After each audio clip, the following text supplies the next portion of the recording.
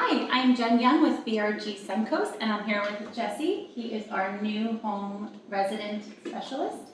Hey Jesse, would you mind if I asked you some questions that buyers may want to know about new construction? Not at all. Awesome. So my first question is, a lot of buyers look on the internet for new construction and they see a price.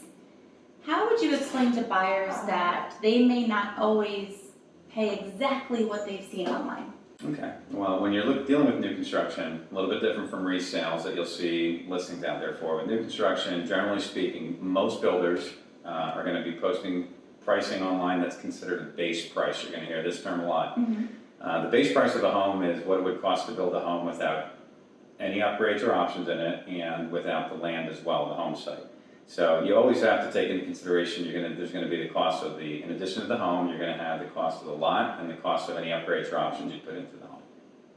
Great. So you would expect a difference between the price that they see on the internet based on the price that they're actually going to pay?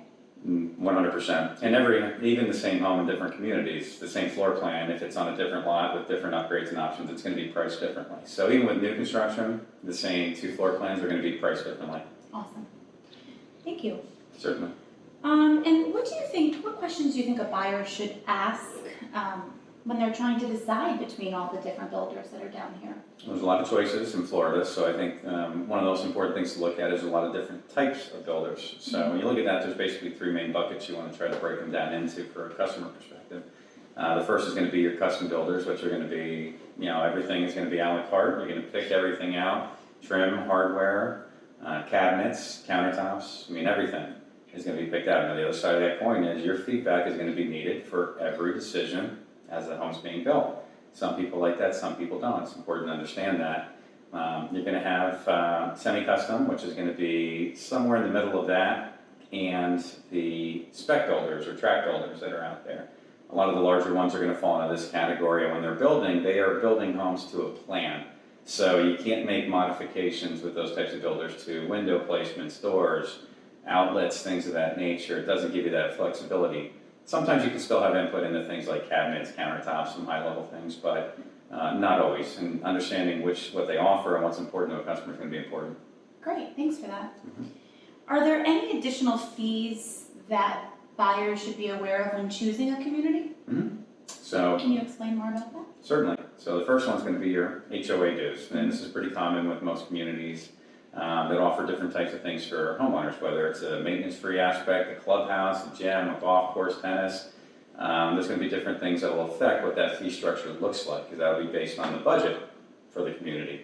So understanding those fees and those carrying costs will be important. Another big part of that is going to be things like taxes and CDD. The CDD is what's pretty common down here in Florida, especially along with a lot of these big gated communities.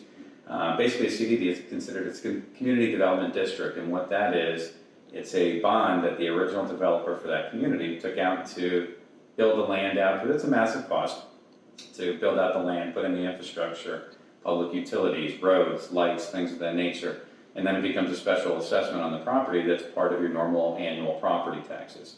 It's an interest-free note that amortizes over 30 years. But understanding that CDD, how it affects the overall property taxes, and the HOA due structure is going to be a big part of your overall carrying costs.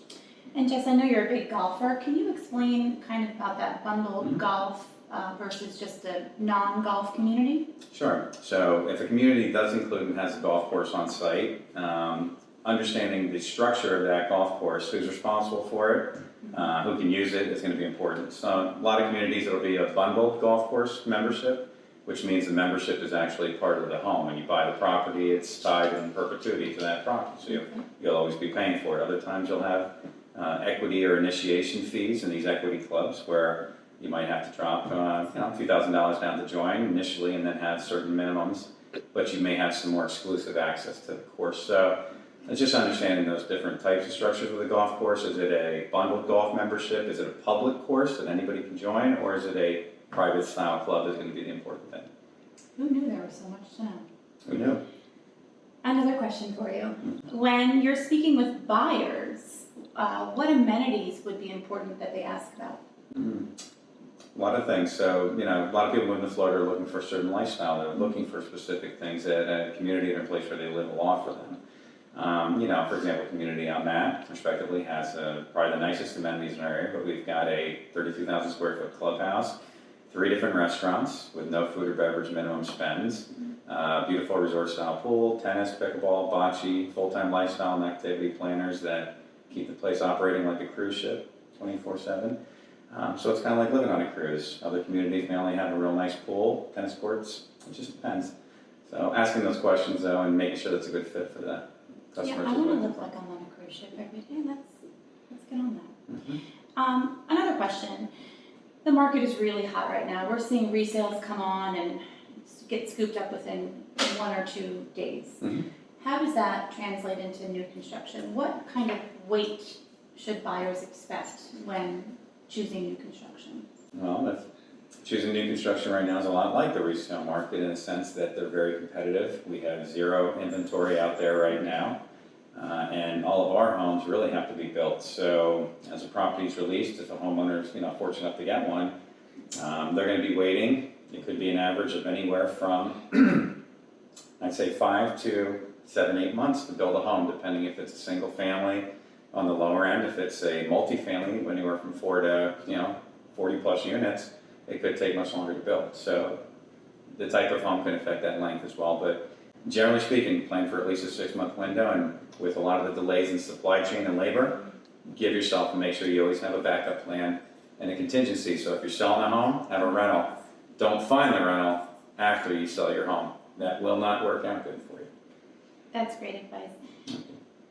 Thanks so much for spending this time with me this afternoon. My And pleasure. could I get your number? Sure, Thanks so much. you got it.